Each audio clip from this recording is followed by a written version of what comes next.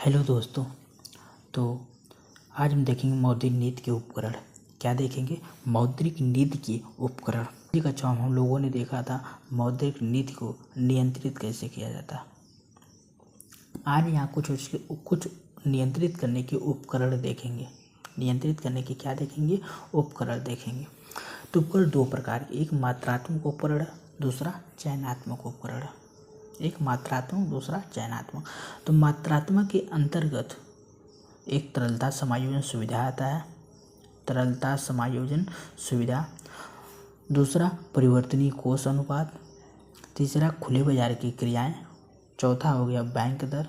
और पांचवा हो गया हमारा सीमांत अस्थायी सुविधा दर। क्या हो गया? सीमांत अस्थायी सुविधा दर। अब हम इसके एक एक के बारे में पढ़ाई करेंगे, एक एक के बारे में बताएंगे। तरलता समायोजन सुविधा। तरलता समायोजन सुविधा के अंतर्गत रेपो रेट और reverse repo rate, repo rate और रिवर्स रेपो रेट आता है। यहाँ पर हम चार्ट के माध्यम से कोशिश करेंगे कि रेपो रेट किसे कहते हैं, रिवर्स रेपो रेट किसे कहते हैं, ये जानने की कोशिश करेंगे। आगे इसके बारे में विस्तार से पढ़ेंगे। तो रेपो हम जानेंगे चार्ट के माध्यम से पढ़ा कैसे जाता है। आगे हम इसके बारे में विस्तार से पढ़ेंगे। रेपो रेट को बढ़ा करके तरलता की मात्रा को नियंत्रित, रेपो रेट को बढ़ा करके तरलता की मात्रा को नियंत्रित करके मौद्रिक नीति को क्या है? नियंत्रित किया जाता है। क्या है कि रेपो रेट को बढ़ा करके तरलता की मात्रा को नियंत्रित करके मौद्रिक नीति को नियंत्रित किया जाता है। यानी रेपो रेट में परिवर्तन करके तरलता की मात्रा में परिवर्तन किया जाता है। और तरलता की मात्रा में जब परिवर्तन होता है तो मौद्रिक नीति क्या आती है? नियंत्रित होती है। रिवर्स रेपो रेट में परिवर्तन करके तरलता की मात्रा में भी क्या? परिवर्तन किया जाता है। तरलता की मात्रा में भी परिवर्तन किया जाता है और तरलता की मात्रा में परिवर्तन होने से मौद्रिक नीति क्या है? परिवर्तित होती है। यानी क्या कह सकते हैं कि रिवर्स रेपो रेट के माध्यम से इसको बढ़ा करके तरलता की मात्रा में कमी किया जाता है, तरलता की मात्रा को नियंत्रित किया जाता है, जिससे मौद्रिक नीति क्या है? नियंत्रित होती है। ठीक है।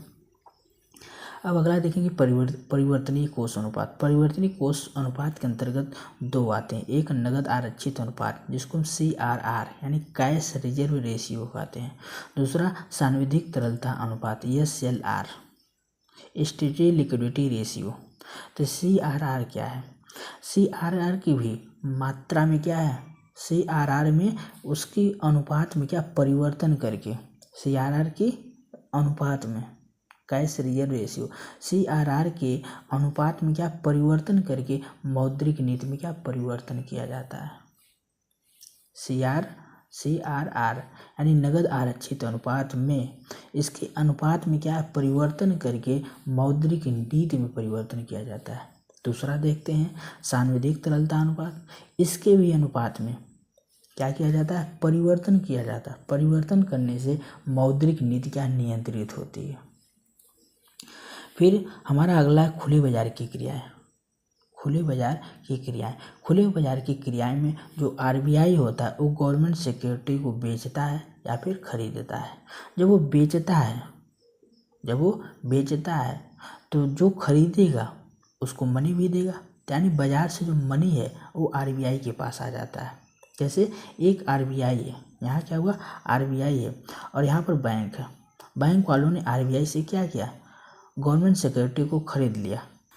तो खुले बाजार की क्रियाएं में दो कौन? एक RBI होता है और दूसरी तरफ बैंक होता है। तो RBI क्या गवर्नमेंट सिक्योरिटी को बेच रहा है, बैंकों को बेच रहा है। तो बैंक क्या है? कुछ पैसे तो देंगे, ऐसे तो खरीदेंगे नहीं। तो जब देंगे तो यानी बैंक से क्या जो मनी फ्लो है किसके पास? RBI के पास जा रहा है। यानी बैंक के पास अब क्या है? जो मनी फ्लो है कम हो रहा है, मनी फ्लो कम हो गया। इससे क्या है? मौद्रिक नीति को क्या नियंत्रित किया जा रहा है। दूसरी तरफ ये बेचता भी है, कभी कभी यहाँ पर बेचा है, दूसरी तरफ खरीदता भी है। दूसरी तरफ क्या करता है? खरीदता भी है। जैसे मान लीजिए बैंक को बेचने की बजाय अब क्या खरीद रहा है, इनसे क्या खरीद रहा है। तो पैसे क्या है आरबीआई इनको देगा। जब आरबीआई पैसे इनको देगा तो मार्केट में क्या है मुद्रा की मात्रा बढ़ जाएगी। तो इस माध्यम से क्या मौद्रिक नीति को नियंत्रित करता है। अगला है बैंक दर। तो बैंक दर आरबीआई जो होता है अनुसूचित वाणिज्यिक बैंकों को यानी बैंकों को क्या करता है ऋण देता है, लेकिन कितने समय के लिए दीर्घकालीन ऋण देता है दीर्घकालीन। और जो रेपो रेट होता है रिवर्स रेपो रेट होता है ये अल्पकालीन होता है। आगे देखेंगे हम सीमांत अस्थायी सुविधा दर मार्जिनल स्टैंडिंग फैसिलिटी रेट। इसमें के माध्यम से आरबीआई बैंकों को ओवरनाइट पीरियड के लिए ओवरनाइट यानी एक रात के लिए एक दिन के लिए क्या है ऋण देता है